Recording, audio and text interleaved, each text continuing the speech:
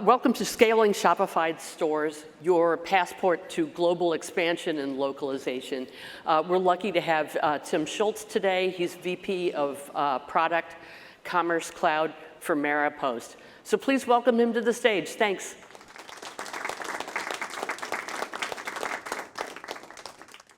Well, good afternoon. Thanks so much for coming. I know this is one of the last sessions that some of you are going to be at, so have you had a great conference so far? Excellent. Big thanks to our organizers if we haven't done it already. Like just the behind the scenes work, a lot of unsung heroes. Raise your hand if you've made a meaningful connection here this week. Wow, look at that. Look at that, that's awesome. A real moment to be, I think, proud of the organizers, but also proud of ourselves for everything it took to get us to this moment. All of the hard work, dedication to your craft, building authentic connections with a lot of colleagues across companies and making magic happen. One of the reasons I feel that we're all here started with the original connection between a retailer and their customer, right? As a retailer is getting started, they understand their customer's mindset. They really want to understand their customer's need. They want to craft a product, build a great brand connection, build an authentic story, and convince that customer to embrace their product and to keep on engaging with their brand. And an interesting thing happens as retailers start to get a little bit larger. That initial connection gets a little bit lost, right? Because they start to become a little penalized by all this technology they need to embrace to scale. And organizationally, the people in their company don't have that original founder ethos, that original connection with the customer. Well, there's no better way to remove that risk that the technology is going to become a barrier than to run Shopify. And there's no better way to reinvigorate that customer connection than to begin to go global and to talk to customers in other markets and bring your whole organization back to that original connection and that authenticity that made you great in the first place. So I'm going to talk a little bit about this, and we're going to go into how to think about international markets, how to think about your e-commerce presence, and how to choose the right tools and tech along that path. And then after we've talked about really earning that opportunity to sell, we're going to talk a little bit about enriching that experience and enriching that connection with those customers. Before we do, my name is Tim. I'm a VP Products at Maropost, Commerce Cloud Solutions, Service Cloud, and Marketing Cloud. I actually got started in my career in commerce about 20 years ago. I was working in tech down in LA. And I decided instead of going to business school, I was going to go work for a little startup. It was an e-commerce agency. This little brick office packed in. I was employee number 18 or 19. And they were building websites for these emerging brands on OS Commerce. Anybody remember OS Commerce? Anybody go far that back? And there we go, thank you. So there were some technical issues with post-launch support with OS Commerce, and they found a way to continue to develop core open source updates while not breaking a lot of the custom work that was done. The name of this agency was Varian, and it was this kind of magenta-colored V, pink V, with this octagon around it, and we didn't know what to call the new product that we were building, so they flipped the V upside down, and it looked kind of like an M, and it looked like Magneto's helmet. And so they called it Magento. And that's the story of how Magento got its name. And then, I didn't know this, but T-Mobile owns most of the trademark rights to the color magenta pink. So we got a big cease and desist letter for our color palette, and that's why the Magento logo is red today. So that's some e-commerce history for you. Since then, I went to Google to run a lot of partnerships and product efforts around Google Shopping. I ran product and engineering at BigCommerce and VTEX, and now Maropost. So I'm happy to talk about any of those topics in the breakout after this. So we talked about earning the opportunity to sell internationally and then enriching this opportunity. A study in Forbes showed that 52% of online shoppers have already made purchases from international stores. Have you made a purchase from an international store? Anybody here shop globally? I like the Couples in Paris. I don't know what some of the favorites are here in the crowd. So the idea here is there's already a market there for you, and these folks are looking to buy from international brands, international sites, and this goes from B2C to B2B. Now, as these people do shop, there's a really interesting study here done by CSA Research, and if you have some time, this is a really fun group of studies to dive into. I believe it's called Can't Read, Won't Buy is the name of the report that this one came from. And there's about 8 or 9 other studies. And they found that there's this big disparity between shopper expectations, of course, and retailer preparation. They really want product information in their own language. They'd like to see customer support in their own language. They're using translation tools like Google Translate and such, but the experience is just not there to meet their needs. And a lot of retailers, I think, are checking a box, subtly localizing a site enough for a market, and finding that as they get the customers into the funnel, the conversion rates aren't great, the post-sale engagement rates aren't great, and they aren't following a lot of the best practices that we're going to talk about today. So we'll talk a little bit about deep localization here. So this goes a few clicks deeper, no pun intended, than what you've typically seen out there if you've shopped from an international site that's not localized. And we're going to de-risk this whole process for you. So this might be my last hand raise ask, but who here is selling is a retailer or technology company that powers retailers that's selling in more than one market today? 1, 2, 3, 4, 8, 9. Great. I'm not Rain Man. I can just count really fast. That's fantastic. I would look forward to talking with some of you after and getting some feedback on this to see some new learnings. So where it starts is the local culture, language, and trends. I remember that Anthony Bourdain quote about just get out there, sit at the bar with the locals, like eat a local falafel. When you're thinking about getting into a market after you've done a lot of the data research, maybe try to go there or shop from some sites that do business in that region. Notice how the product detail pages are structured a little bit differently. Look at how they do marketing. Buy a product, return the product. Talk to some of the shoppers at retail expos and such and see, more often getting into the local culture is more caught than taught. And so there's only so many studies you can read, and nothing really replaces that authentic connection with the local market. And so you're going to be looking at local culture, language, and trends as a big part of this, because that's going to influence buying habits and preferences. Certain items, as some of you might have found, the 9 of you who have gone international, that what is popular in one market may not be popular in another. This trend is going to cascade in some of the other decisions we make here on personalization. Another item to look at is all of the shipping and fulfillment, what to do and what not to do. There are some rules about how you present pricing in some markets. Some markets you need to bundle shipping and tax with the actual price of the product, where in other markets you don't have to. There's also the notion of price merchandising. In Australia, when something's under $20, they would say $19.95 instead of $19.99. Other countries round up to the nearest dollar. So there's a series of subtleties that you need to manage to ensure a shopper feels, wow, this is a great localized experience that's right for me. They're probably going to have a great order process, post-order process, and customer support as well.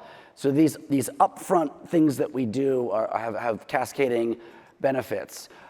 Some markets, let's say Germany, will very carefully read your terms of service. Whereas in other markets, I just kind of click that little box and move on into the cart. So these are the important things to consider as you localize your presence. There are also, of course, inflation rates, economic conditions, and influences. There are certain restrictions that happen, major holidays, sometimes they close roadways and shipping carriers will just shut things down. So these are important things to get in front of. And currency and payment options, you might be surprised, Stripe isn't accepted everywhere. So there are local extensions that we can use for shipping, payment, tax calculations, just as you've done in your home markets. And size variation is also an issue as well. I just got back from a 2-week trip to Turkey, and I was in Australia before that. People look a little bit different in different markets around the world. And they talk about their sizes a little bit differently as well. And so sizing charts and things like that it cannot be an afterthought. It really needs to be a forethought as you merchandise clothing, apparel, dimensions, and different types of US and metric systems. So now that we've localized and we've thought about our market, we thought about how to build that authentic connection, we've kind of Anthony Bourdain weighed ourselves into understanding the local customs and traditions. Now it's time to invest in tech. And the way that we invest in tech here is think about how we're going to scale things first so that we don't get overburdened with a lot of unknown unknowns that prevent us from excelling beyond that tech. The last thing we want to do is tread water and just be fighting for oxygen in a new market. We really want to swim like Michael Phelps.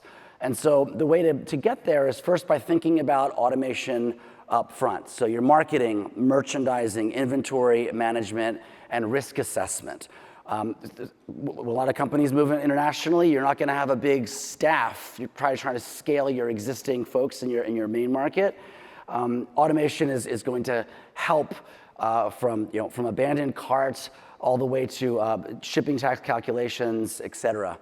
The second one is, I guess we can't get through one presentation this week without talking about AI and ML. But there are, I would say this is the one area that the GPT clients actually don't hallucinate. They actually do localization fairly well with product descriptions and automation. One note about this, though, is that it's good to use a localization company to troubleshoot some of the work that you're doing with AI to localize your shopping experience and your product descriptions. There are certain words and certain things that are involved in some customs that the LLMs just don't pick up yet because they're not very retail trained. So I know there are some vendors out here who are short-circuiting that, but definitely good to get a company that does a lot of local translation and localization to just give a final data check on your AI work here. And data integration. Of course, you want to be unifying data across regions and channels. And here's something that a lot of retailers miss. And I see this time and time again. And that's that as retailers, we manage our conversion rates. We want to get the most. If we manage site speed and site conversion, it earns us the right to spend more on marketing than competitors.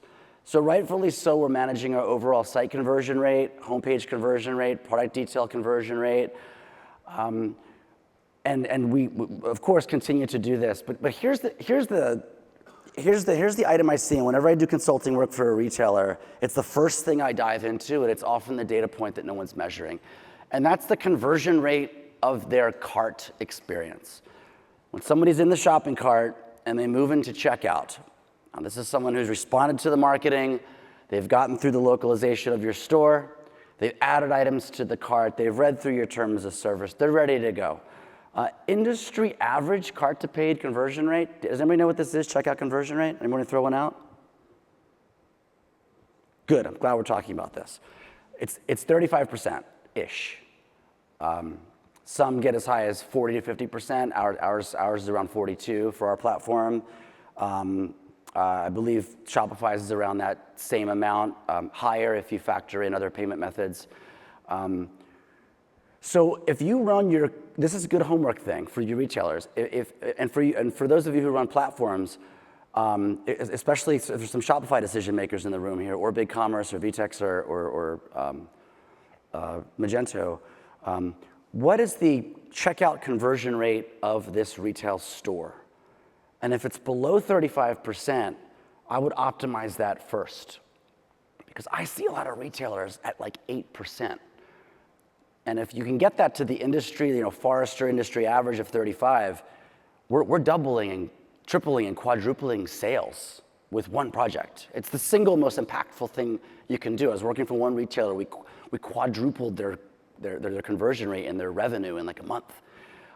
This is an important data metric to look at internationally as well, because it gives you a good barometer on how you're doing with shipping, tax, presentation of prices, how your inventory is doing in given markets. And it's a good, it's a busy day, it's a busy Thursday, and you want to see how your store in France is doing, check out that cart to pay conversion rate, that checkout conversion rate. It could transform your business and will certainly put you a league above a lot of competitors. As you saw, almost no hands went up. That's great. Your competitors probably don't have their hands up too. So this is a great data point. And now that we've gotten the tread water aspect to this here, right? We've gotten automation. We're using AI to scale and localize and make things dynamic. We were measuring the right data points. It earns us now the right to do things in a really fast, fluid way that's super relevant. So now we've gotten from earning the opportunity to enriching this experience. And that's, of course, social commerce. A lot of shoppers and engage in social media, as we know. In some markets, WhatsApp. I would include conversational commerce in this bucket as well. WhatsApp, especially in Latin America, has like 90% market penetration. We now earn ourselves the right to do a lot of these more localized things that may not be present in your current markets. And adding to that is deepening the experience through personalization tools. I'm sure you've seen a lot of personalization vendors. I saw one on my hotel room key, which was a pretty cool sponsorship thing. Good job, Bloomreach. And especially for large catalog stores, which we focus on, if someone's buying Ferrari parts, and they come back and they want to see Ferrari, not Audi and Ford. And they also want to see items that are personalized to their area. So in this track, I would add to that, you want to evaluate a vendor who is experienced with local personalization at scale. We acquired a company called Findify that specializes in this. There is a lot of catalog indexing complexity that you need to bring into the search results. And the personalization by market that also factors in inventory counts and local shopping trends. Super important that we're not giving an algorithmic US or EMEA experience to a shopper in Brazil. Completely different experience, and it'll show to the user. Adding to this, Shopify makes this tremendously easy, but because of built-in products and extensions and applications, everything's pretty seamlessly integrated. That's a good requirement because the last thing you want to do is get hung up on some integration of a snowflake solution in some market unless you've planned for it up front. Intuitive and easy to use. Obviously, I'm thrilled about the consumerization UI best practices that are working their way into B2B software. Many of the apps are going to be easy to use, but you probably want to test it yourself before you sign up for the vendor and put yourself in the shoes of a merchandising manager, an inventory manager who's going to need to use these tools. Customization obviously goes in along with this as well. And for product discovery, natural language processing, getting back to that AI automation piece, we want to make sure that these tools are built in. And I've seen a lot of vendors doing this already, which is a huge bonus and a trend I'm really happy to see. So as mentioned earlier, 76% of customers want product information in their own language. 75% say they're more likely to purchase from a brand, again, if customer support is provided in their language. Shopify Markets, as many of you know, allow stores to sell globally from a single dashboard using international pricing and market-specific conditions. So a lot of this work has been done by the Shopify Markets team, but you nevertheless do want to do some further curation and make sure that we're not setting it and forgetting it before we actually test it and talk to local shoppers about it. local language support.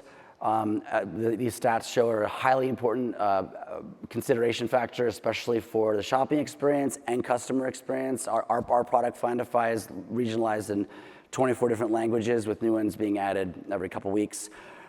So this is going to be important for search, merchandising, product personalization to optimize the performance of your store as you try to scale. So you're getting the breadth and the depth. So if you pay attention to this point, this just jots down 5 steps, 5 easy steps for delivering authentic, engaging, local shopping experiences, to kind of sum this up here. So we want to localize your search capabilities. 60 to 65% of shopping, high-intent shopping sessions are going to start with search, and those conversion rates are very high. So if that's a customer you really want to be engaging top of funnel with a localized experience. I like to call this area searchandising. It's the highly personalized, algorithm-driven, recommended product experience that spans both every touch point on search, on-site product row recommendations, emails, and make sure that even if someone doesn't click on something, they see something that's relevant to them, and it really gets into their mentality that your brand, your retail experience is made for them, and that you're thinking about them up front. Deploying dynamic promotions here focuses on what are the local holidays, what are the events, seasonality. I heard someone talk about the Australian market and talk about how they're going to start to sell some summer apparel. And I said, no, it's like winter in the Southern Hemisphere right now. These are important. A lot of tools allow you to programmatically set these things up front, so you can get a lot of automation around your team and help to scale in local areas. Inventory in management is going to be important. Not only because you're getting products to the customers, but a lot of the retailers are selling into marketplace environments in those markets as well. So are you selling out on Amazon, on your store, before you're able to fulfill Amazon orders? It's a really quick way to have a lot of long support calls with Amazon for a couple weeks while you're not selling. So thinking about inventory up front and inventory rules on who gets the rights to certain items first. And as we talked about, leveraging data to drive insights, including that checkout conversion rate and local trends that you can kind of pick up on and get an advantage that a lot of other retailers aren't in those markets, who haven't set themselves up for success at the outset, as we've talked about.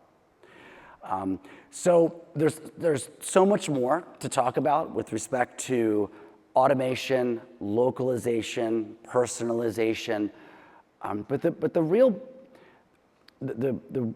recommendation and the thing I've seen work is to not allow the form to be prioritized above the function.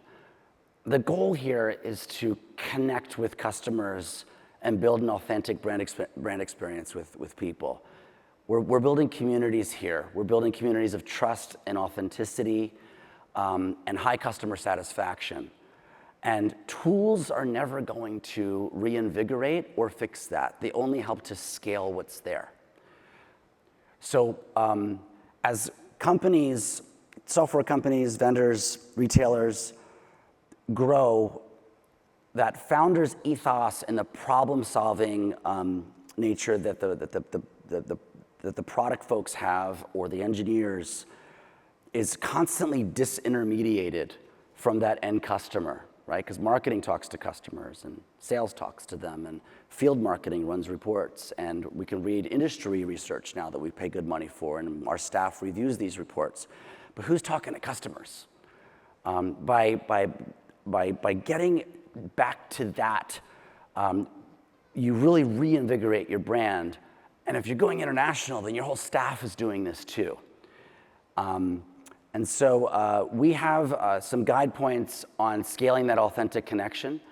In this guide, it's m-post.co, scaling-guide. We wanted people to really work for it here, so we didn't put a QR code up there. Thank you so much for your time and attention today. I'll be around for further questions, and I'm really looking forward to, if you're going international and you take any of these best practices, please send me a note, because I want to go shop from your store. Thank you so much.